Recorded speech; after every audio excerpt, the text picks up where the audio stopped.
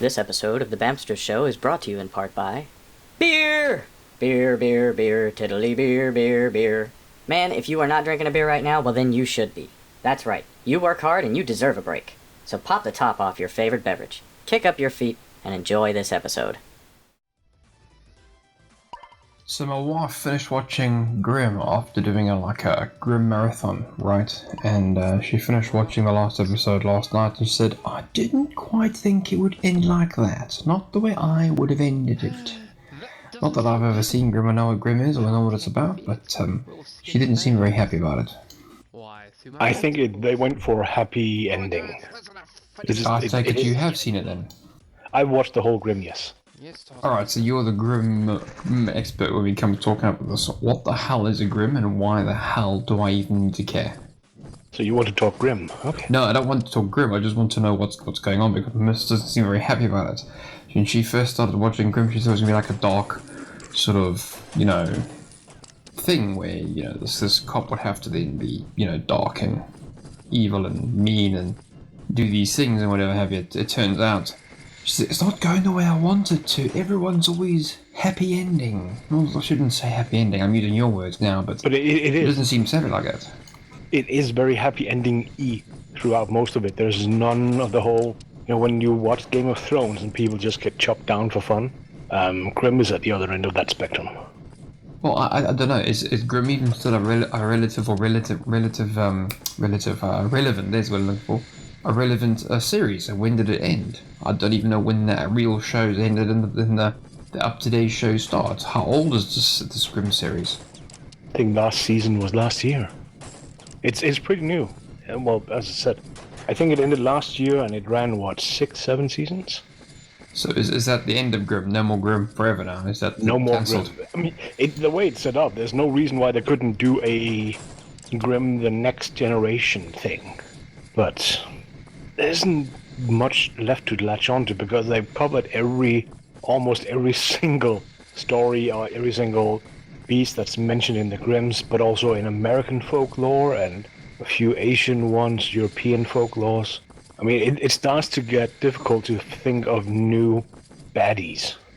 There's a point here where there isn't any more mythology. There is. You can go berserk with Asian. There's still some of English mythology you could get into.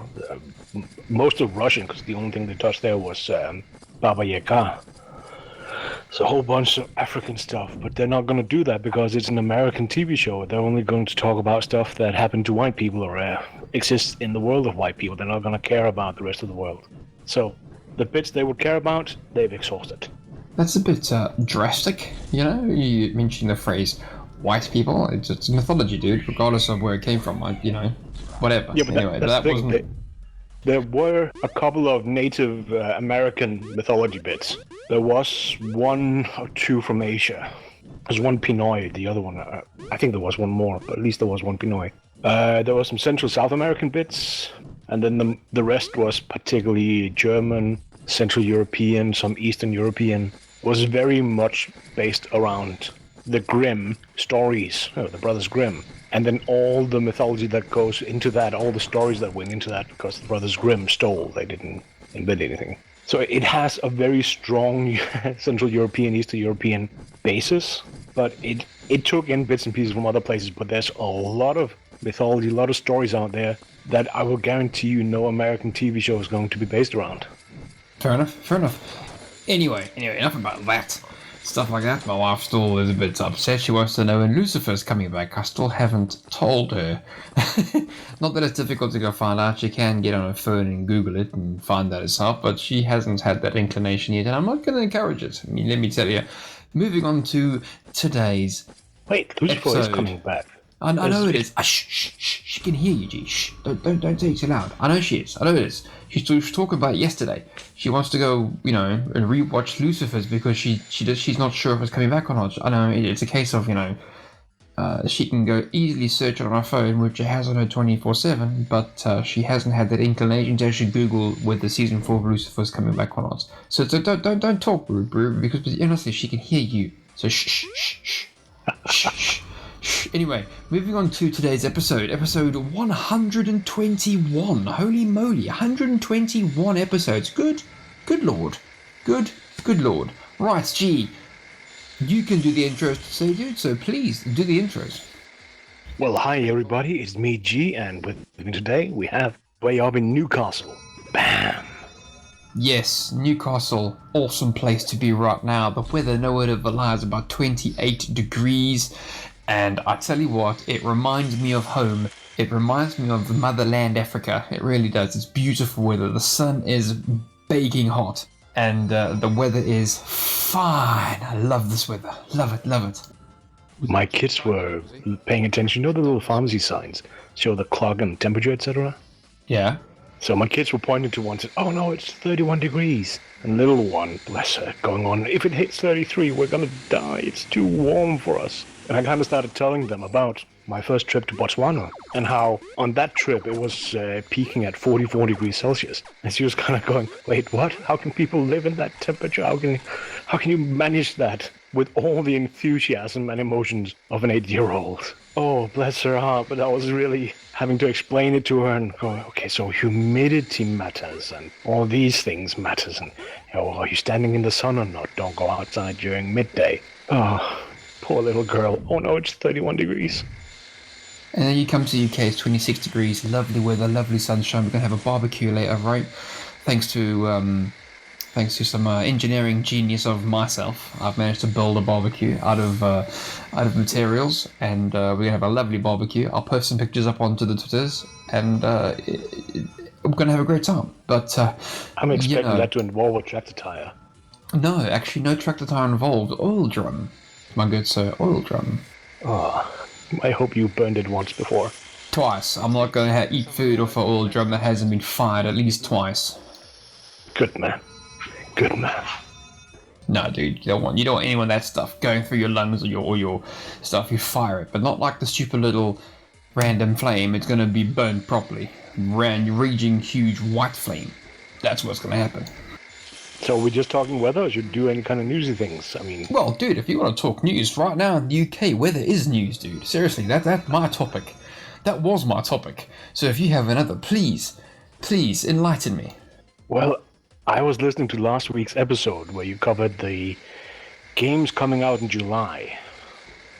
Oh, do go on, because I think I know where you're going with this. Well, you said, there's only 3 games worth paying attention to. There's not a lot of games coming out in July, etc. So I went and did some snooping around. I get a list of games every so often. July was 17 or 18 pages worth. I'm not kidding you. And there's 20 titles in every single page. That's absurd. And of those what was it, like $300 games, I only found interest in 3 of them. And that I would say there was probably more than that I would find interesting, but most of them weren't relevant. But at the same time, then came out this news. Valve had a presentation. Valve had a presentation over in St. Petersburg, of all places. And they mentioned they are seeing 180 game releases every week. Every single week. Just to put that into some perspective here. Back in the old days, before Greenlight and all that, they managed, 5 game releases per week on Steam? Then Greenlight came out and it hit 70 per week. And now they're at 180, more than twice as many. That's a lot. Steam they're being asses about this, in my opinion, my personal opinion. I think they're being asses.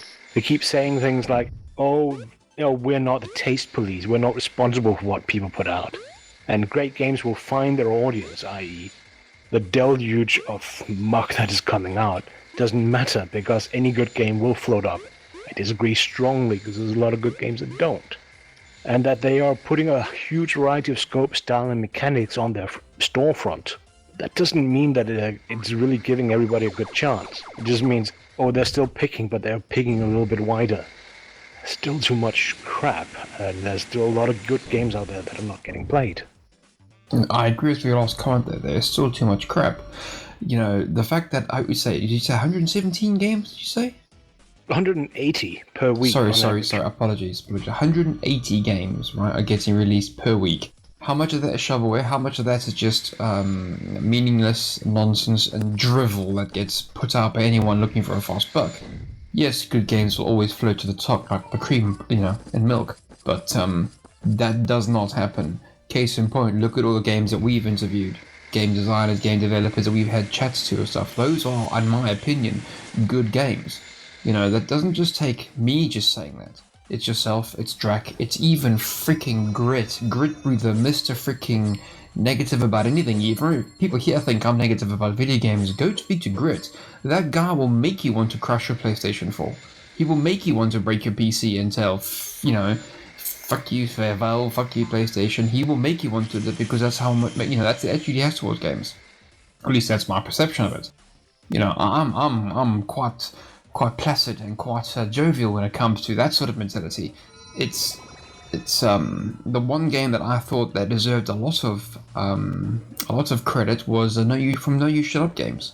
You know, what happened to that game. Atomic Space There we go. Command. That's it. I know the developer. I never remember the game. Atomic Space Command. You know, I thought those guys deserved a hell of a lot more than what they got. I really did. But you know, yeah. Yeah, it's just as you say, we've interviewed a lot of them. Not everybody make it. A lot releases and get less than they would hope for. Some release and get everything they wished and more. But the system isn't perfect, and therein lies the problem. There are some really good games that are not making it high enough up the ladder for everybody to see it. And when you talk about shovelware, these are some of the games that are coming out. Some of the titles are still blazing rip-offs that are using nothing but stock material. So you can go out and buy texture packs, model packs, you name it, all of it. Slap it together, add some quotes from a Trump speech somewhere, and call it, yay, it's a Trump shooter game, and hope to put it out. There's several of those. And there's a lot where it's just, there isn't anything specific about them. There's nothing interesting. They just have a title similar enough to another one that people might pick them up, or they have some graphics that looks like another game that people have heard about, and they might pick them up. It's not all 180. Far from it, there are scams, but there are scams in there that are people taking these. There's a lot of titles that should not have been on Steam simply because the developers are still learning. They should probably have gone to HIO or something and gone out there and said, we're just putting this out. You don't have to play it, but it's us learning. Good on you. Go ahead and learn something. There honestly, there are some class games out there. Look at Black Flag. Right, their game got fully supported and funded. Yay them. Okay, look at Black Hive, or Cova. Right, that game, it looks freaking amazing, and she's developing and working on that game every day if you look at her Twitter feed, right? She says something new every day about the game, she's working on it. Hell, look at one of our first game interviewers, Cosmic Picnic. Alright, Cosmic Picnic are developing Adios, alright, and they're developing a new one called Adios Amigos. They're friends of Adios, you know, and they're still developing, and they keep plowing forward. Those people that work for the game and want to develop and make games so that I can enjoy the 5 minutes or the 10 minutes or the 20 minutes of just pure ecstasy of, you know, their work. Those people deserve it. This 180 games that they're advertising is, I want to say it's false advertising, because Valve know very well that it's all shovelware. Not all of it, okay? A majority of it's just, I'm calling it shovelware because it is just shoveling it down the pipeline. I'd much rather go back to Steam Greenlight where it was just 5 games a week. 5 games, bro. Well, 5 games is too little. 70 seems like a good level. I liked some of the ideas behind Greenlight. I like there being a filter on it.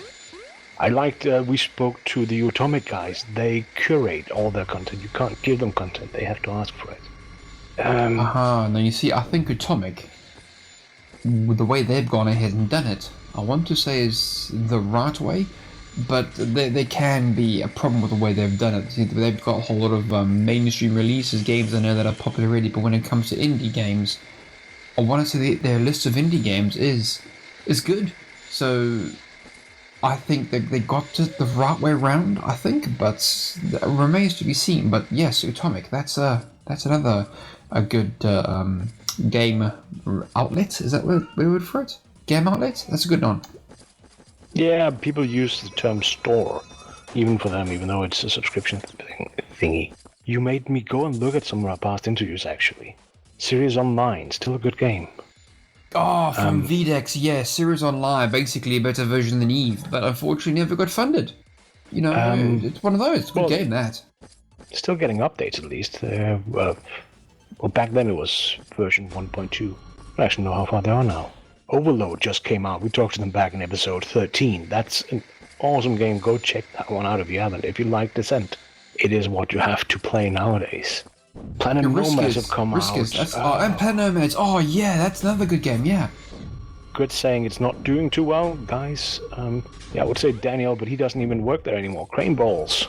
Step it up. People are complaining of it. It's not getting as many updates as people were hoping. Dystoria, I think that just came out as well. Lots of excellent little things that might not have, caught everybody's eye. I hope they've caught all our listeners because, we talked about them.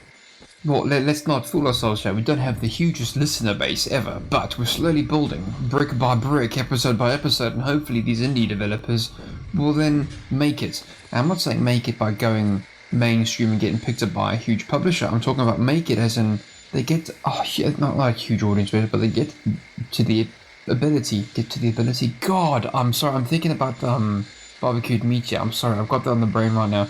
They get to the chance to showcase their game on a bigger platform than what they themselves can provide, and which is what ultimately we're trying to provide here, G. So yes, hopefully they can do that. Okay. Before we let the other guys take over, because coming up, TJ and Drac will be talking comic shop talking, and we should probably warn people. Robin. Batman's Robin, his costume for the new live action thing has been released, showcased it. And I think TJ's a little bit fanboying next. But before that, just one other tiny topic that I found hilarious. Did you see Todd Howard from Fallout? He's hanging Sony out to dry these days. No, I think I've had my head in the ground when it comes to Fallout, because I'm trying to stay away from the hubbub when it comes to After 76, because I want to buy the game and not necessarily know what I'm in store for. Fair enough. It's just crossplay, the thing we kept talking about, playing across different platforms, particularly Xbox, PlayStation, Windows, Switch. Yes. They've come out and say there's no crossplay in Fallout 76 because of Sony. Sony's not, what's the phrase you used? They're not being as helpful as Bethesda wanted. And I caught this, it was on a German website somewhere, because I've been following Anthem, and people have been asking BioWare, will there be crossplay there? And BioWare has just been avoiding the question or talking around it. So they are having issues. Epic previously called out Sony for the whole Fortnite. People who remember Rocket League, they came out and said, we're ready for crossplay, we just need Sony's approval, and it's in. They are now promising crossplay in their game in 2018, but are suddenly not saying what platforms. They're just saying, we'll announce platforms. I think Sony's been talking to them and saying, stop hanging us out to dry here. So that's blown up yet again. Sony's getting in the way and not allowing crossplay because now they are in the lead. They want to have the market dominance. They don't want people to buy their games over on I was about to say Windows, or on Xbox. No, I agree with that last bit there, Windows, because Xbox has a Windows platform. I agree there, which you said there, because it is just Windows. Look, Sony, seriously, bro, if you want to stay in the lead, you've got to roll with the times. The times right now is crossplay. The times right now is Battle Royale, and you've got to roll with these times. Seriously, if someone has an Xbox One and a PlayStation 4, believe it or not, I have both consoles in my house. I've got two PlayStation 4s and an Xbox One, right? My wife plays on the Xbox One.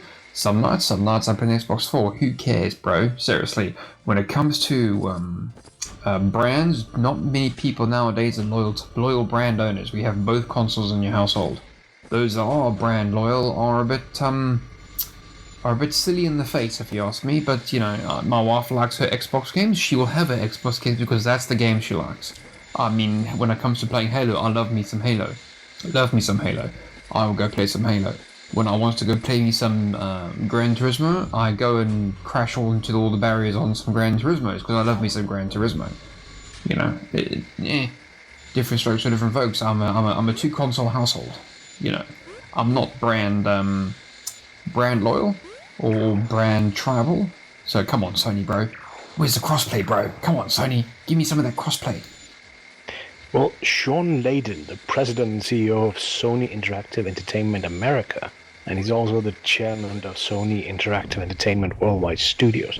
So he's up there, right? He came out and said, We're hearing it. We're looking at a lot of the possibilities. You can imagine the circumstances that affect a lot more than just one game.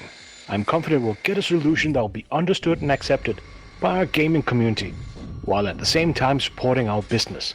I think that last bit, while at the same time supporting our business, they want a solution that gamers can accept so they don't look bad and gamers will leave and play Xbox, but it's their business first. They want money first. But this is where the shareholders have got to figure this out. If they don't have crossplay, people will be going to the other consoles that do have crossplay, and then Sony loses out anyway. They haven't freaking thought of that part. Yes, if you don't have crossplay, Sony, you will then lose players, and you'll lose console sales, and you'll lose game sales to Xbox, to Switch. Oh my god, I can't believe Sony's going to lose sales to the freaking Nintendo Switch, for God's sakes, because of one thing, crossplay. And like you said, it's that last sentence, supporting our business, and they just want to remain on top, which is fair enough. Sony demolished the competition by a good 50 million consoles, at freaking least, So they're on top. They can call the shots. But come on, Sony, bro, don't do what Xbox did in 2002. Yeah, be the biggest studio, bro. Be the biggest studio. The only thing I would call out for is the developers, the publishers need to go out and say, Sony, this is not acceptable. We won't release on PS4 if we can't do crossplay there, but on the other platforms we can.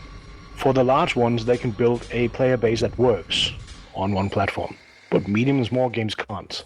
Well, they can if they're lucky, if they get enough players, but the crossplay allows small and medium games to thrive by having access to players on all the platforms instead of isolating them.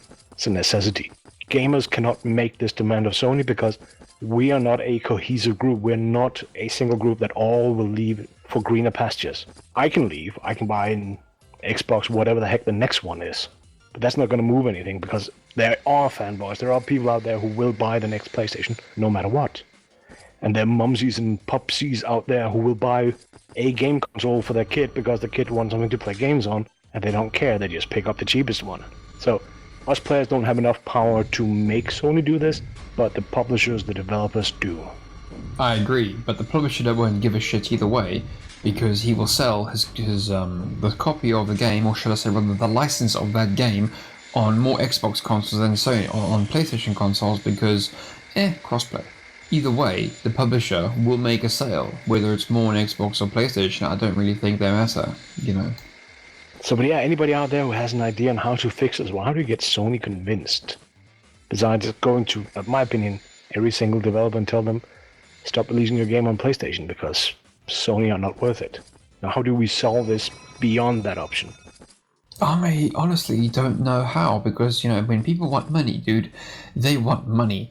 And honestly, if they follow the sheep this time around, I think it'll be money. Make it crossplay. Come on, Sony. Come on, bro. Anyways, I think that's all we have. That is all we have. G, thank you very much for joining me and for the introductions. Boys and girls, ladies and gentlemen, we have TJ and Drac talking about comics and their bits and pieces and takes on things. Guys, thank you very much for joining us. I'm gonna cook me some meat. Enjoy. Oh, I will. Oh, I will. Hi, I'm Good Breather, and you're listening to a Rated R podcast. All right, and welcome back. Man, it feels like it's been a while since we've done this. A little too much of a while, I'd say. And we were talking about that a little bit just a minute ago, because, we recorded the last couple episodes back to back, then played them out over the course of 2 months, and so it's been like 2 months since we recorded one of these. But I guess that means that there's going to be plenty for us to talk about. Oh, snap. So let's get to it. I think we'll start on a little bit of a downer, and then we'll work our way up from there. Yeah, so as of today's recording, one of the greatest sci-fi authors of all time, Harlen Ellison, you guys know from Star Trek, obviously, City on the Edge of Forever, Twilight Zone, passed away today. And that's a huge loss to sci-fi, to television, comics, pop culture.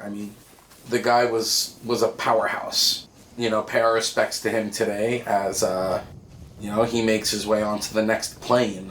And I just there's a quote from Harlen Ellison that I love, and there are so many quotes of his that I love, but this one has always really stuck out for me, especially when I actually used to interact on like comics message boards and have the discussions and the debates, and this is a big one for me, and it was you are not entitled to your opinion. You are entitled to your informed opinion.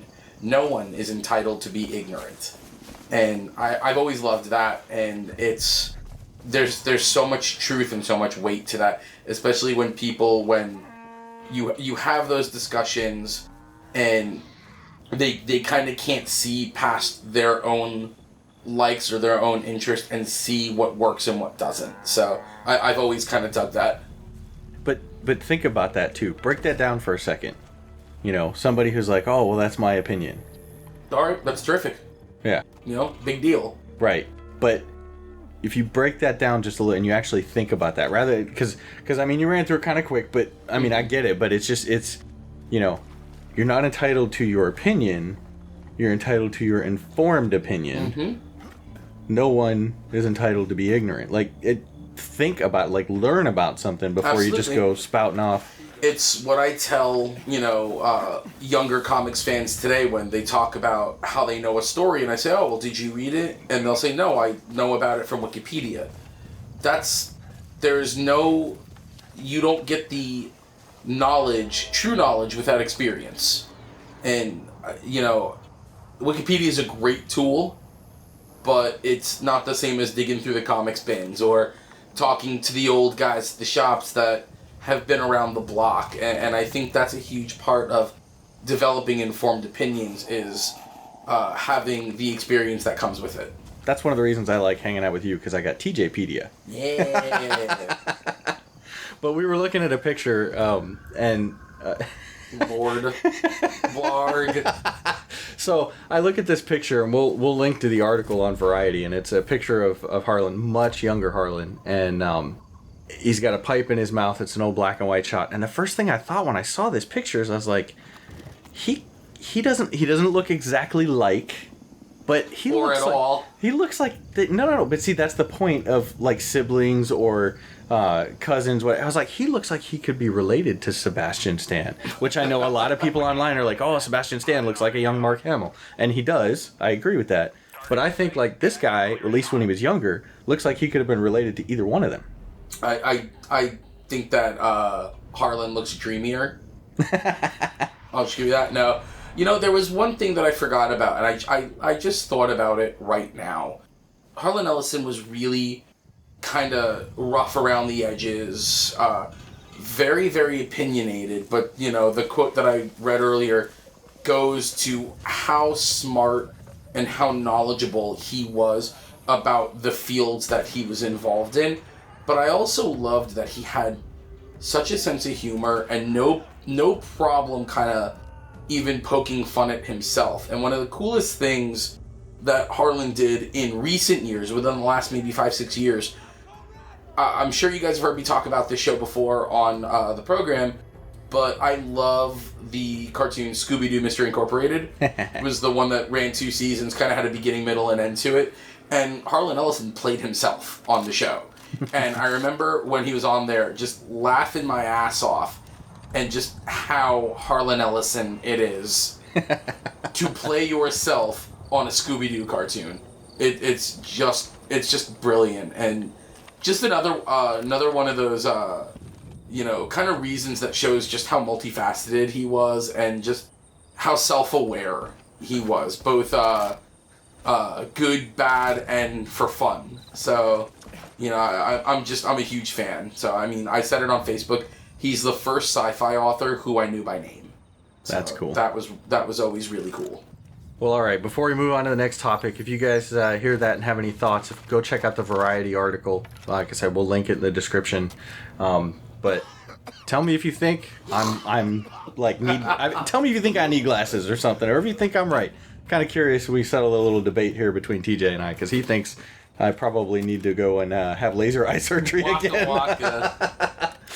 But all right, moving on. Matt Groening, new animated series on Netflix starting the middle of August. Yay!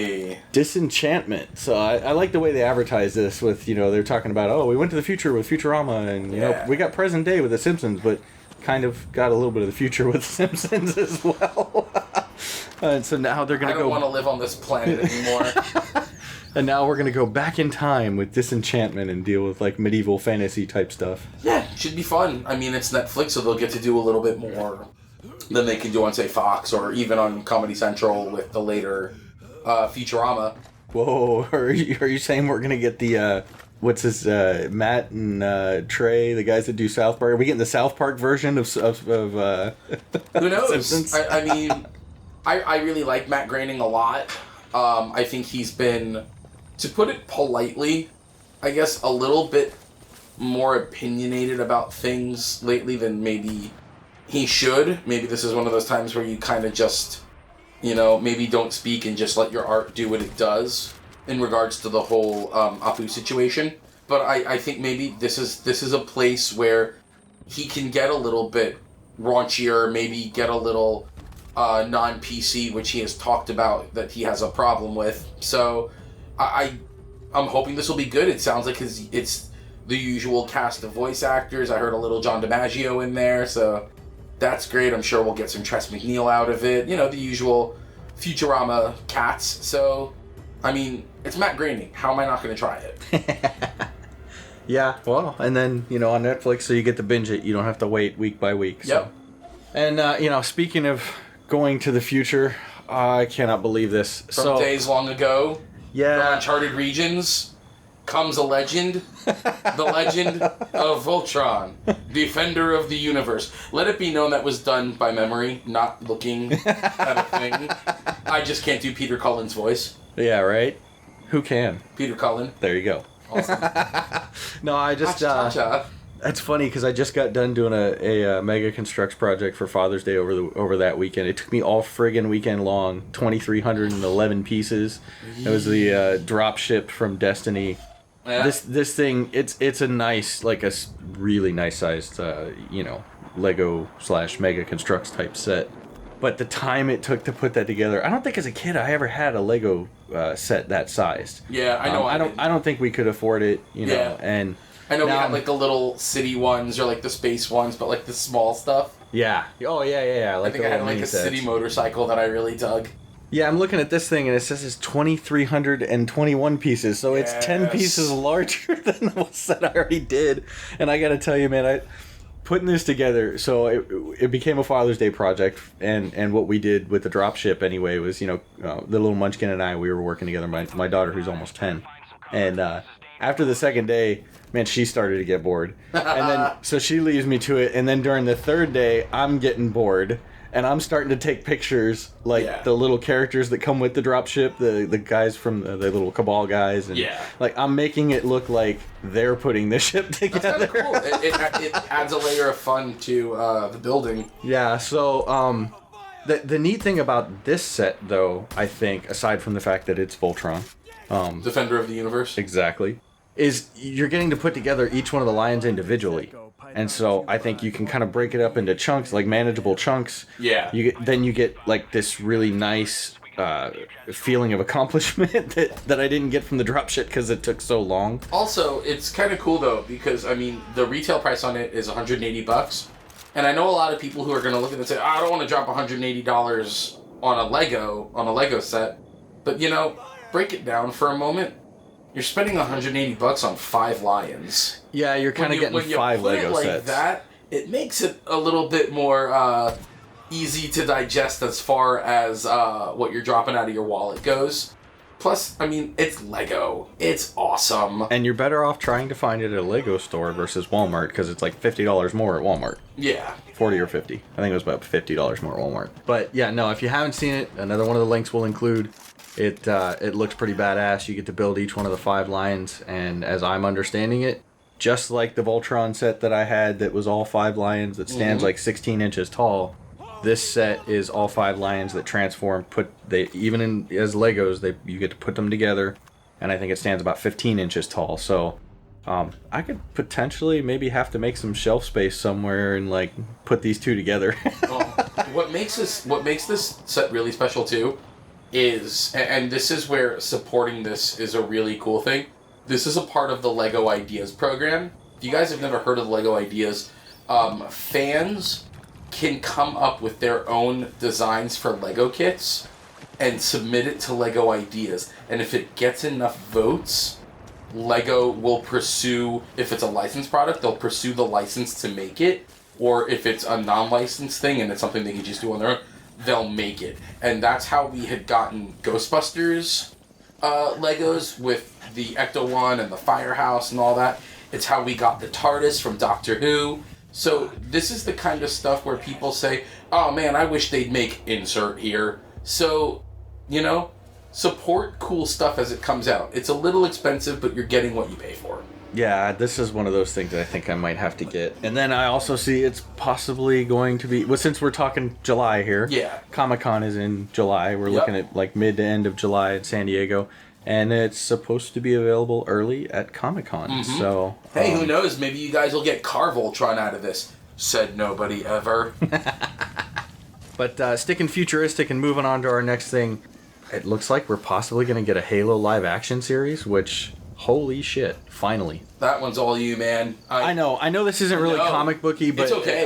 I wanted to mention it because we were talking futuristic Marvel stuff. Did Halo graphic novels. Brian Michael Bendis wrote the majority of them, so... But I know this is more like video game themed, which is what we talk about in the other segments. But the only contribution I have for this is I was that guy who would find warthogs and try to run into people and just crash because I'm terrible at games like Halo.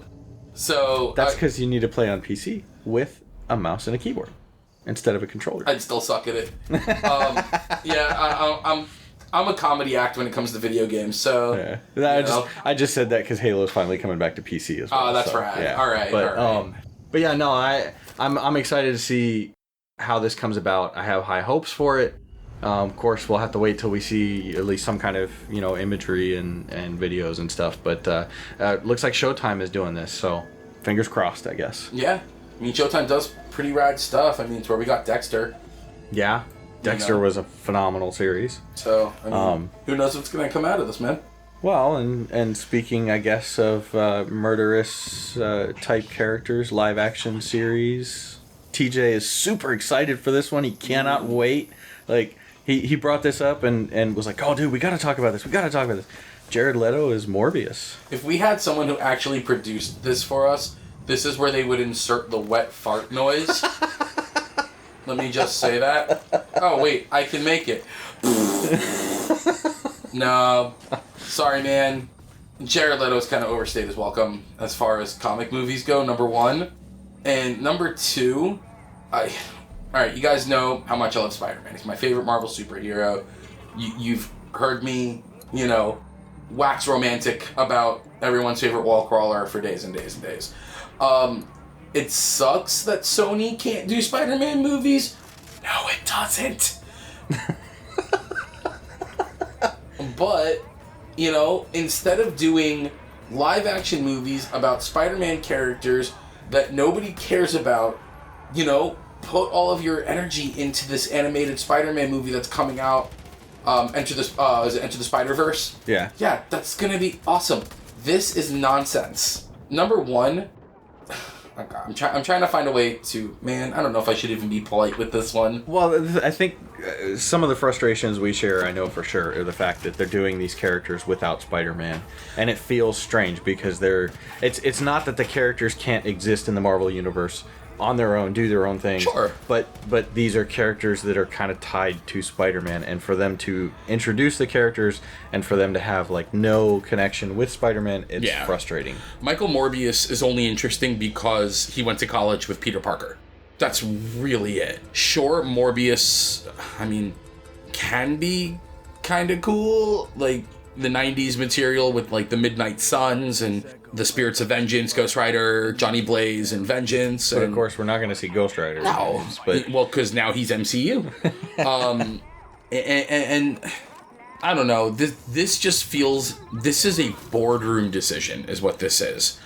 People like vampires. Let's make a vampire movie that's set in Spider-Man's corner of the Marvel Universe, but Spider-Man's not in it. Well, it almost feels like they're trying to do things where it's like they want to do a horror, because I'm assuming this is going to be a horror movie. But it's like they want to make a horror movie, The project is already horrific. Hi-yo. But it's like they want to do a horror movie, but they don't want to do another Dracula movie. But they want to use these characters that they have, maybe, like what they're doing with Venom, which I know you're all kinds of excited for Venom as well. See, and here's a little kind of nerdy tidbit here. The original Blade film, there was an alternate ending that they ended up cutting from the theatrical release, and I think you can still see it in the DVD, like in the special features. The original ending for the first Blade was Morbius.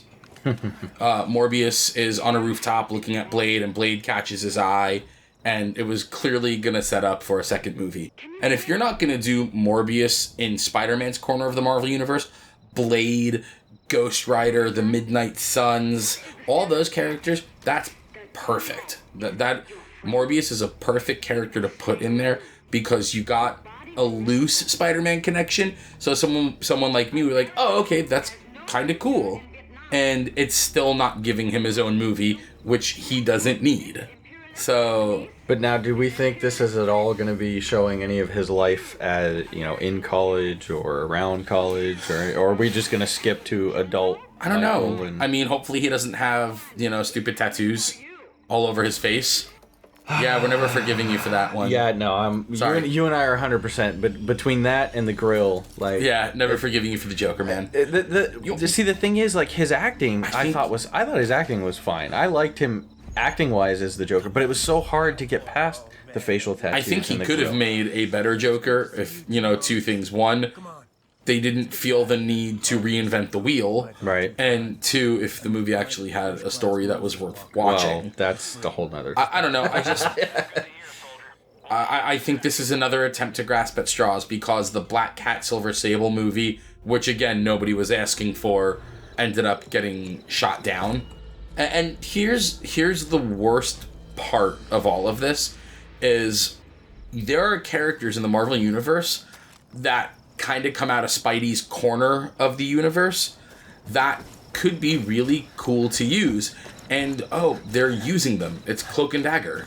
Oh, dude, that showed so far. I was super excited for that to come out. Yeah. As the episodes have come out, I've just been grabbing them and gobbling them up. I haven't had a chance to sit down and watch it yet. I'm really excited to watch it. I have it set up on my Hulu. And just like Rocket Raccoon, I'm excited for anything that gives royalties to Bill Mantlo, because there are few people in comics right now who need it and deserve it the way he does. So I'm super jazzed on that. And this is one of those times where these are characters that spin out of Spidey's corner of the universe, right, that work on their own without him. Well, and two, I think those particular characters, they would show up from time to time in Spidey's, Maximum Carnage. But yeah, I mean, like, they had their own ongoing series for a long time. Yeah. I think still do. No? There is a digital series that's going on for them right now, which is a great way for people who are getting to know these characters through television to get a feel for them in comics. Plus, not to mention, Hulu has the Runaways TV series, which was Cloak and Dagger guest starred in the comics because they were teenage runaways as well, so that kind of fits really well there. Yeah, this going back to Morbius, this is another attempt to grasp at straws in the dark. I don't see anything really coming of this. Well, I guess we'll have to wait and see. Guess so. I think that as far as acting wise, I think Jared Leto has got the acting chops for it.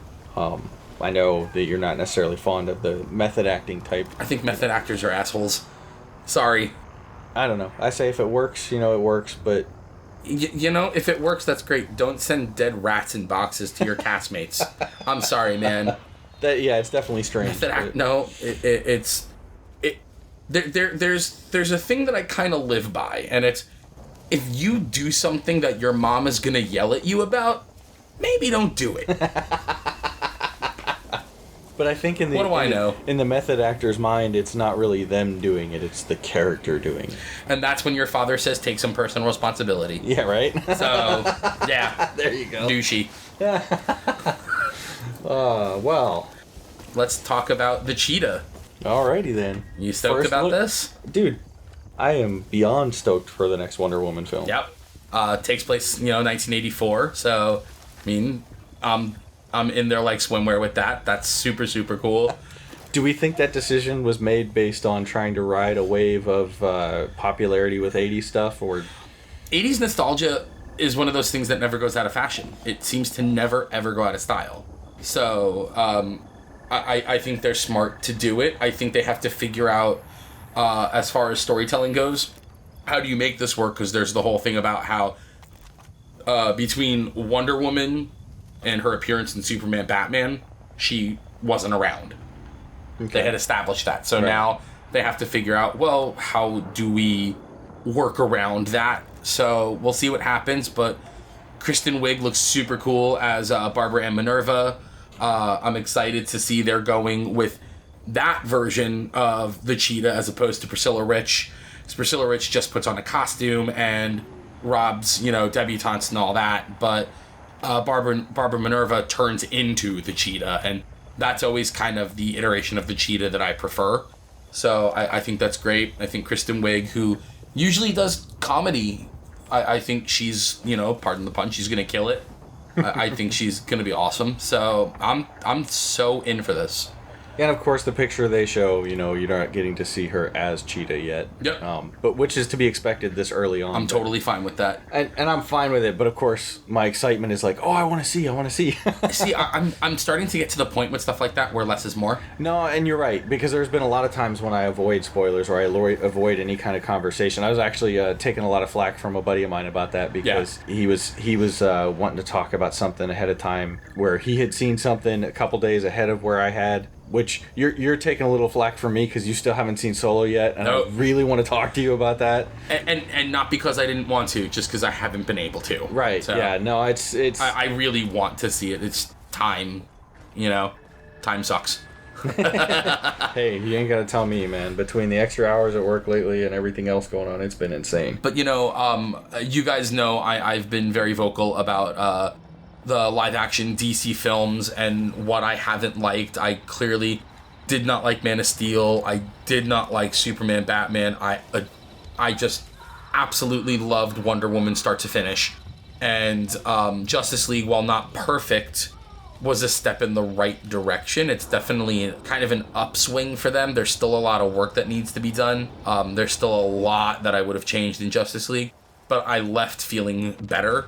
I mean, so that's definitely a plus. And I think this is going to continue the trend, at least, of, hey, we're moving to a place. Well, and I think one of the things that I love about the Wonder Woman film was, I think, between a lot of the flack that they had taken and then how well they had done with Wonder Woman because of the way that they treated that property, I think that finally jackhammered some sense into some, corporate suits to allow them to make some of these changes. But here's a funny thing about Man of Steel, right? I always feel like I need to make this qualifier. We share a lot of the same feelings as far as those movies and dislike for things in those movies. But Henry Cavill as Superman, I still think is like near perfect casting. Like I like him as Superman. I think he's great for Superman when he gets to act like Superman. Right.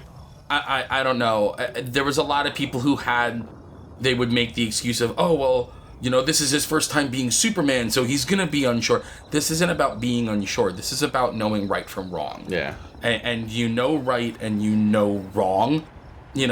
Jonathan Kent, Pa, is one of the most stalwart characters in the DC universe. And he instills in Clark who he is. You guys, I say it all the time, and I stand by it. It's not the super that makes him Superman. It's the man that makes him Superman. Mm-hmm. And that all comes from Jonathan and Martha Kent. And you don't get that in Man of you don't get that in Man of Steel. He's kind of wishy-washy in Batman Superman. But in Justice League, I mean, those first 5 minutes in Justice League, with him, with the kids, with the podcast on the camera, with their YouTube channel, That's Superman. That is Superman in a nutshell. It Digitally removed mustache and all. You see, and here's the thing about that is I didn't give a shit about that because the scene was so perfect and he feels like Superman. I'll overlook any of that. Sure, you can overlook it. Sure, there were better ways they could have gone about it, but I also, honestly, I didn't care the way everybody else did. No, it's one of those things. Like it's not something that. It's one of those things I make fun of. Yeah. Just because I wasn't even looking for it, but I couldn't not see it. That's fair. I thought it looked weird. Don't get me wrong. Yeah, and it kind of like it added, in a way, it added a little bit of comedy to a scene that didn't need it. But anyway. No, I think he's great casting for Superman. It's just it's gonna take him acting like Superman. Well, and you get to see that more, at the end of Justice League. Mm-hmm. You really start to feel a lot more like Superman.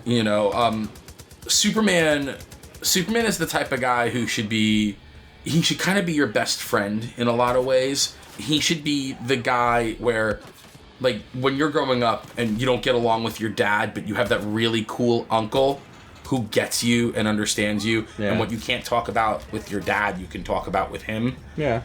That's Clark. That's Superman. And, I mean, that relationship was established with Dick Grayson. It's where he got the Nightwing name, was from Superman. So it's one of those things that makes Clark so tangible. Is he's just a normal guy who has been blessed with very abnormal circumstances and was put in the right direction to make it work. Yeah. So yeah, yay Superman. Well, and okay, so now you mentioned Dick Grayson. I sure did. I mean, how many times it's what level of excitement are we here? Oh man, we're at 11 because 11 is louder than 10. Come on, man. How often do I get to make a Spinal Tap reference? There you go. We finally get to see a little bit more of, it's Brenton, is it Thwaites? Brenton Thwaites. I always worry I'm going to mispronounce names, so. But yeah, no, we get to see a little bit more of him in the Robin costume. And, you're one of your most favorite characters, I'll let you know. Yeah, I couldn't be more excited. Robin is one of those characters who really kind of catches the short end of the stick in terms of live action adaptation, or even, to be quite frank, theatrical adaptation, when the character isn't being treated kind of as a joke, whether it was unintentional in the Joel Schumacher Batman movies, or it's the... Holy metal, Batman! Awful. Or, and it was Holy Rusted Metal Batman. Oh, that's right, it was Rusted Metal. Get it right, sir. Whether it's something like that, or as much as I liked the movie and as much as everybody liked it, Lego Batman movie with Michael Cera's Robin, neither of those are the Robin I'm looking for. The greatest offense being Officer Robin in the Nolan Batman movies. There was nothing worse than people saying, "Oh my God, you must have loved that he's Robin." He wasn't in a costume. He wasn't a circus orphan. He wasn't a superhero. He was a cop, not Robin. But this exceeds my expectations for what they can do with a live-action television show. I couldn't be more excited right now. He looks like Robin. The costume is just like what they did with Dick on Batman the Animated Series. There is a very clear influence with the modernization for Tim Drake's costume, like right down to the long pants, right down to the modernized Robin R, the black and yellow cape. They are clearly going for what they did with Tim. So this is really, really, really exciting. And I gotta give a big shout out right now because a good friend of mine from back home, she lives out in Hollywood now, my friend Lindsay Skinner is one of the costume designers for the show, and she did the Robin costume. And not only am I excited that we have a Robin costume that looks cool, I'm even more excited that a friend of mine, and she knows how much I love this character, got to work on this. So it brings it home in a way where I'm really stoked. Drac right now is pointing at Robin's tabi boots, which is pulled straight from Tim's costume because Tim always wore the ninja tabi boots. So just the fact that that's there is so cool. Well, and then I guess the other thing that you just told me I hadn't heard yet is that there's an episode that focuses on Jason Todd.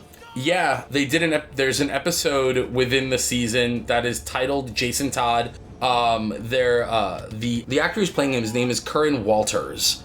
They haven't said whether he is Robin yet or what they're gonna do, but I'm kinda hoping that this means what everybody is thinking, and that's Dick is gonna have a very short-lived live-action career as Robin, because maybe by second season he'll become Nightwing, and we'll see whatever Jason's fate may be, and lead us hopefully to Tim. So it looks like there's a very clear future for the show. I don't know what the path is yet, but that's all the more exciting.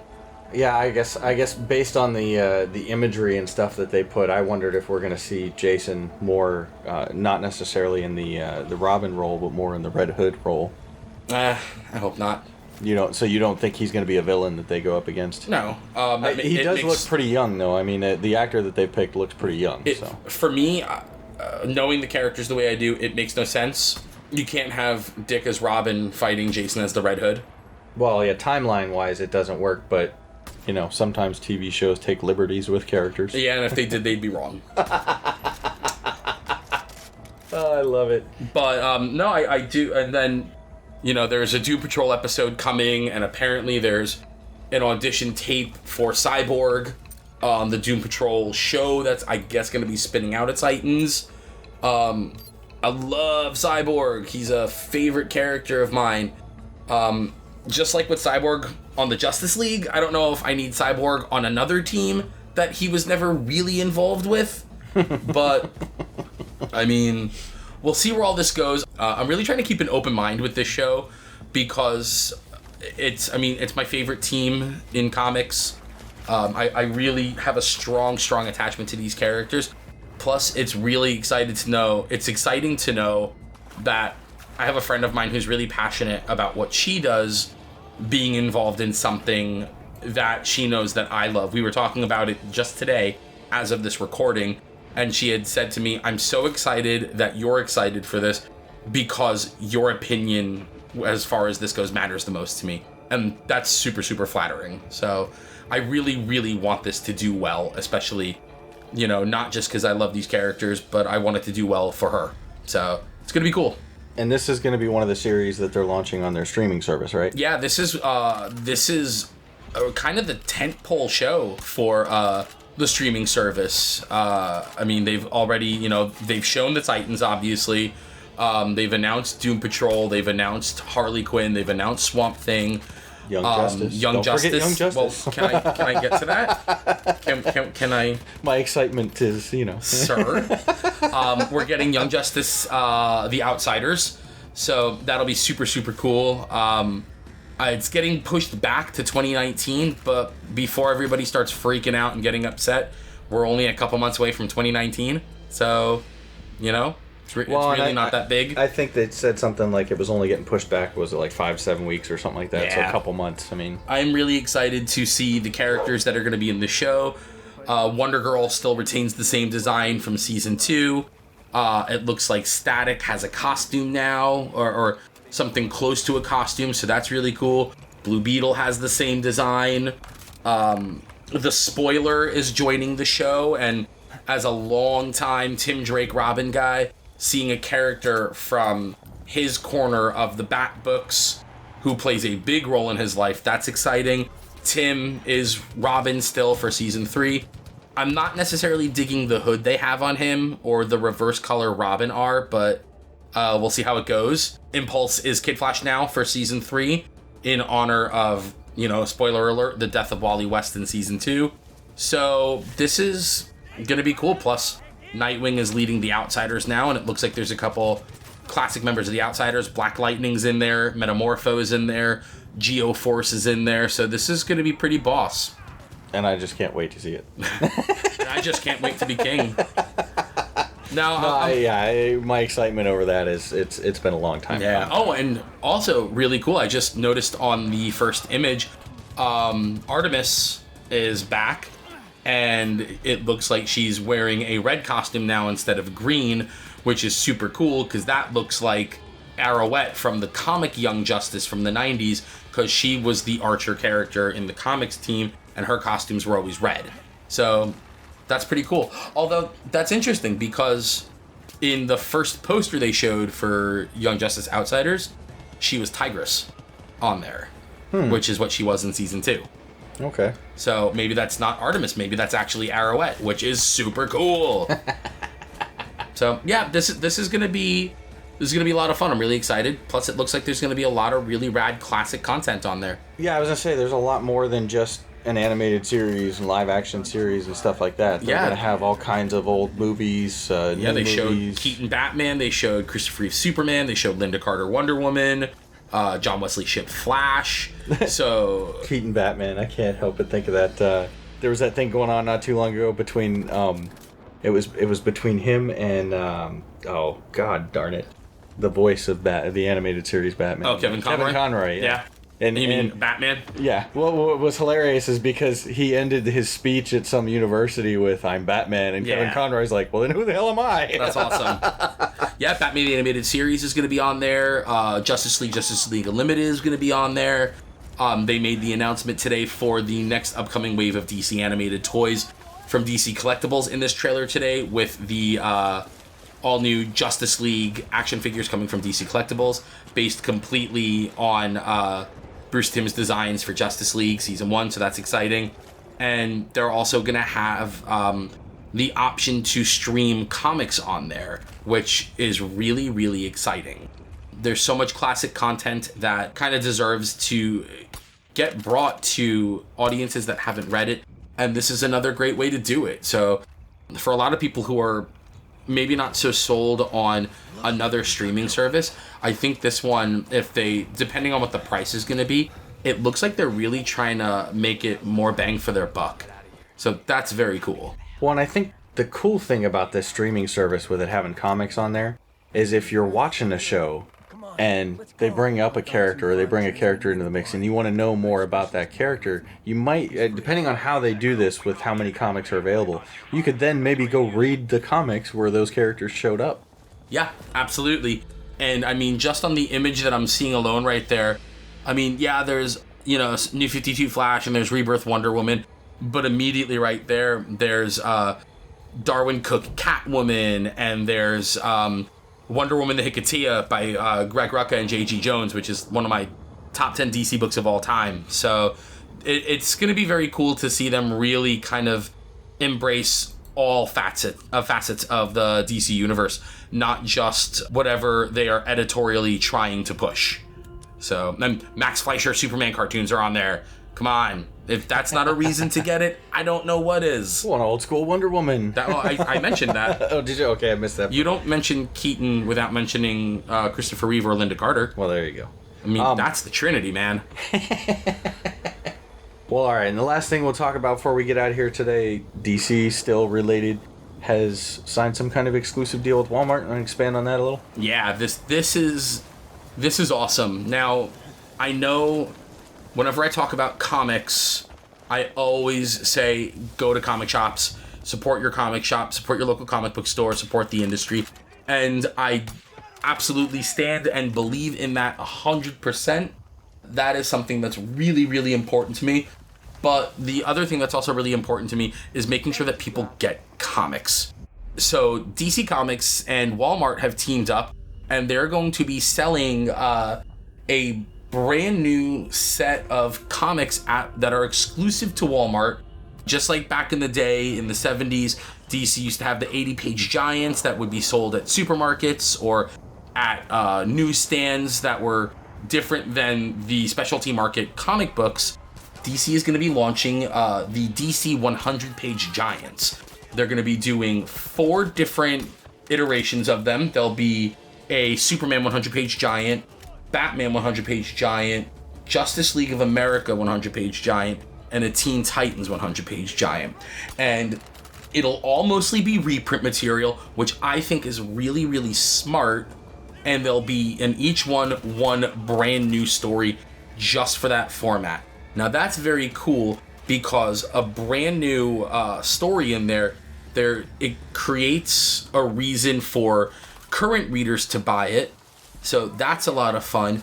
But all the content that's in there, whether it's reprint or new material, that it packs so much material into a 100-page comic book that people who don't read comics or kids who are looking to get comics, this is more of a reason for people to buy it. And the best part about all of it is it's only $5.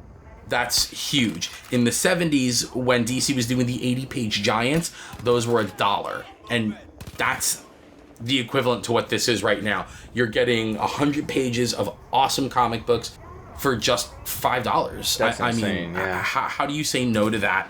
There are more Walmarts in some states than there are comic book stores. If this is getting a kid to read comics, if this is getting a lapsed reader to maybe buy some comics, this is a good thing. This isn't designed to put comic shops out of business. This isn't a thing where, oh, now they have to go through Diamond and this is going to hurt the small business comic book store. This, if anything, is designed to get people into the comic book stores. At the back of every issue, they're printing the phone number and the website for the comic shop locator, and it'll help you locate the comic shop within your town, within your county, or within your state. So this is all designed to get people to read comic books. So I couldn't be more excited for something like this. Yeah, I mean, the headline at first, you almost have a concern with, is this going to take business away from comic stores? But then when you find out a little bit more and you see what this actually is, what kind of content it is, and like you're talking about with the locator on the back to help, this hopefully could draw business to the comic shops. Yeah, that's been a big complaint of mine for a long time, is like on the CW DC shows, they're so quick to tell you what music is on that show, but never in the credits do they ever say, check out Green Arrow comics and more at your local comic shop, and then put the comic shop locator website at the end with that. And it's one of those things that really frustrates me. So I'm glad to see DC really embracing the fact that these comics for Walmart are not designed to put out comic shops, to put them out of business, because why work against ourselves, obviously? But more than that, now that you've bought this, here's where you can get more. And that's great. I wonder if the reason why something like that isn't on the shows is almost because they feel like it's something, you almost feel like it's one of those things that'd be redundant to say almost. Which I'm not saying that it is, but it's like, Green Arrow comic character, the Green Arrow TV series based on the Green Arrow comic character, like, it's from a comic. And yet here we are with lagging sales in the comics industry and comic shops closing. No, I'm not arguing with you. I'm just saying that no, I know, the only reason I can't think of that they maybe didn't include that information is because they don't care. I don't know if it's that. There was a little sour grapes on my end there, and I apologize for that. I want comics have a bigger profile than they've ever had within the last 10, 15 years because of Hollywood, whether it's television, film, animation, or video games. And there are more kids who know who Batman and Superman are from video games, or they know who Green Arrow and the Flash are from TV. So get them into the stores. Get these kids reading comic books. There's nothing wrong with discovering these characters how you discover them.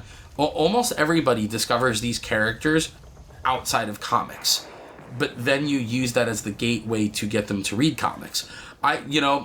Perfect example. Kids today are discovering who the Green Arrow and the Flash are from television. I discovered who they were through my Superpowers action figures as a kid. So it was still, I didn't discover them from comics, but it did eventually sear into my head. They are from comics, and then that eventually leads me to them. But I do have to say about these 100-page giants that I'm really, really excited about. All of the material in there, it looks like there's a little current Rebirth stuff in there. There's some new 52 stuff in there. But what's really exciting is the cover to the Teen Titans 100-page giant is the Jeff Johns, Mike McKone Teen Titans from the 2004 relaunch. And what does that mean? Oh, that's right. Tim Drake is Robin on that cover. So boom. But no, it's very cool. I'm a huge fan of what Jeff Johns and Mike McKone did on Teen Titans. It it was just so cool to see these modern iterations of these characters in Robin, Impulse, Superboy, and Wonder Girl kind of get to grow up a little without leaving childhood or teen years. You know, with Bart leaving Impulse to become Kid Flash and Tim taking on a much bigger leader role. Wonder Girl kind of discovering who she is and her Amazon heritage when she didn't know she had it. And then, of course, the best stuff to happen in that John's Teen Titans run is how Superboy evolved as a character, and, you know, the revelation of he's not just Superman's clone, but he's half Superman, half Lex Luthor, and now him and Robin are trying to discover, you know, this big mystery and everything. So it's cool to see a run like that had such a huge impact on why I love comics take center stage when the other covers in this are New 52 and Rebirth. So it's very exciting to see that. So look for that in your Walmart displays. When did they say? August. August, okay. Oh, so something else coming out in August. Oh, no, excuse me, July 1st. So as of this recording, in a couple days. Yeah. Okay. So yeah, by the time you hear this recording, then it'll probably already be out. Yeah.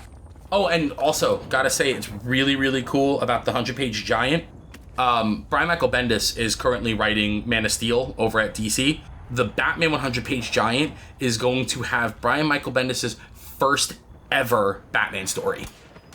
So, if that's not a reason to buy it, I don't know what is. So, get on it, guys. I'd say the $5 price is a pretty good reason to buy it, too. Totally. All right, and with that, we are going to close it out for the week. We hope you have enjoyed it, have been entertained. As always, if you have any questions or comments, feel free to hit us up either on Twitter or on the website.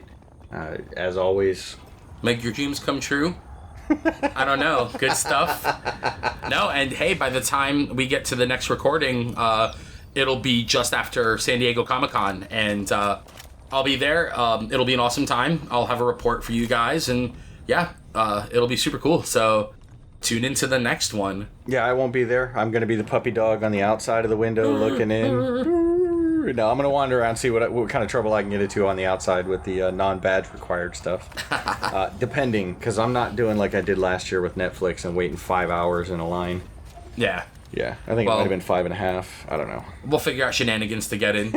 Shamrocks and shenanigans, right? Yeah, there you go. Thanks, guys. All right.